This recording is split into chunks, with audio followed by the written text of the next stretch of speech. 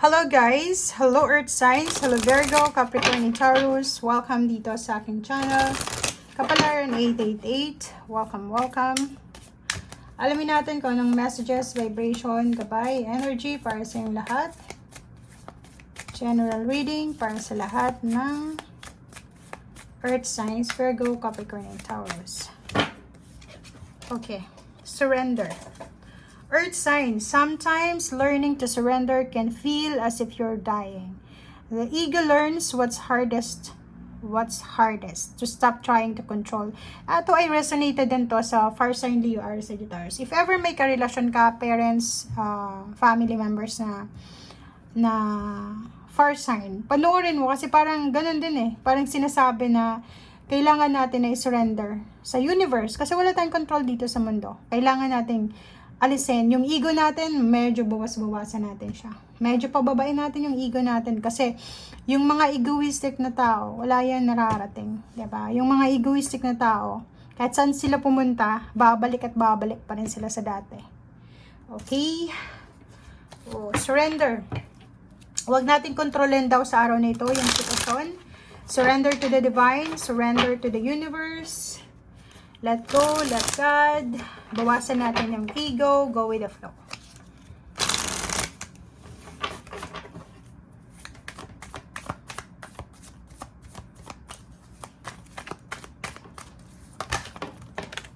Oh, sorry. O, diba? So, nakikita natin dito, guys.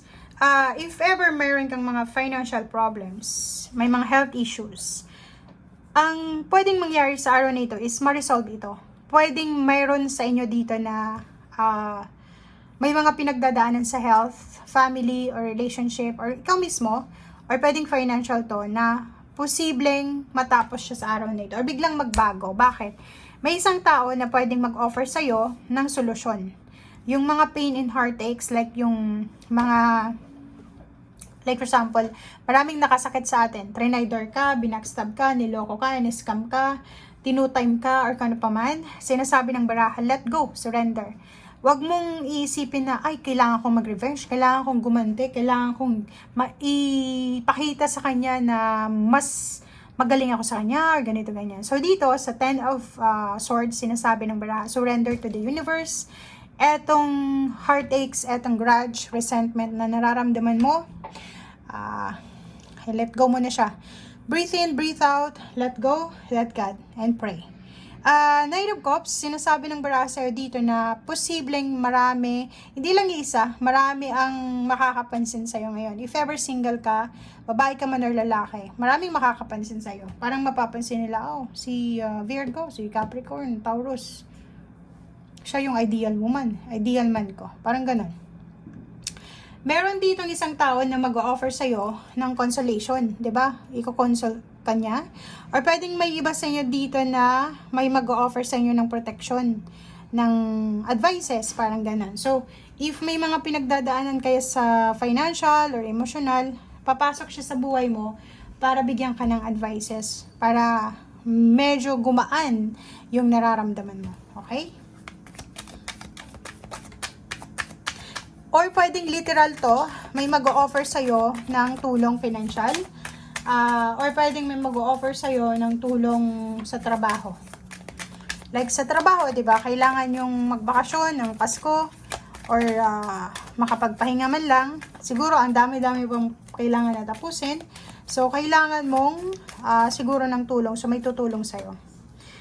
Di ba? Sa confirmation, guys, may tutulong dito.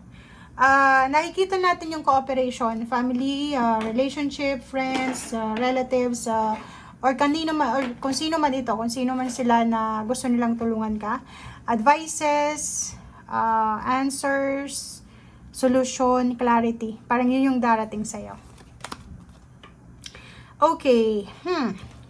Meron ka ditong 2 of Pentacles. Kaso lang, sa araw na ito, medyo hindi maganda kasi still, may problema ka pa rin sa pera. Kailangan mo pa rin na i-balance. Kailangan mo pa rin magtipid.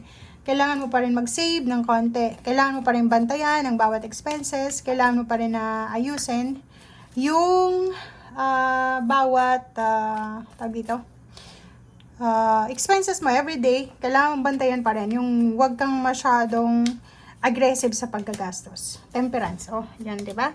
So, dito, sinasabi ng baraha, bantayan natin ang ating emosyon, bantayan natin ang ating aksyon, lalo na sa usaping pera, 'di ba? So, if ever man na makakuha ka ng tulong pinansyal, may magpautang sa iyo, may magbigay sa iyo ng bonus, may magbigay sa iyo ng additional income or additional money, or ano man siya, temperance, kailangan mo daw ng pasensya. Kasi may tendency yan like ilang buwan kang nawala ng pera, tapos once na makatanggap ka ng pera, syempre, i-spoil mo yung sarili mo, di ba? Wow, ang galing. Okay. So, nakikita natin dito guys, na may good news na parating. Maraming magandang balita, messages, chat call from family members, relatives, kadugo mo, or pwedeng yung tinuturing mong kapamilya kahit hindi mo siya kadugo. Nakikita natin dito na pwedeng ikaw ay imbitado sa isang kasal, ikaw ay imbitado para sa isang birthday celebration, reunion, family events, school events, community events, or pwedeng house blessing, housewarming, kung ano man tong family celebration na to. Pwedeng kasal, birthday, or kung ano man siya. And the Seven of Pentacles, sinasabi ng barahan na may hihintayin ka na pera sa araw na ito. Or parang naghihintay ka ng tulong pinansyal, or pwedeng hindi ka dadalo kasi 'di ba kailangan mong mag-spend ng pera para sa gift or ganito ganyan. So parang mag-iisip ka, earth sense na hindi ako pupunta. Pwedeng ano to, school party, family reunion, year end, Christmas, or kano pa man. Hindi ka pupunta hindi ka parang maiisip mo, saan ako kukuha ng pang-exchange gift? Parang gano'n. So, ito siya. Seven of Pentacles. Naghihintay ka ng pera.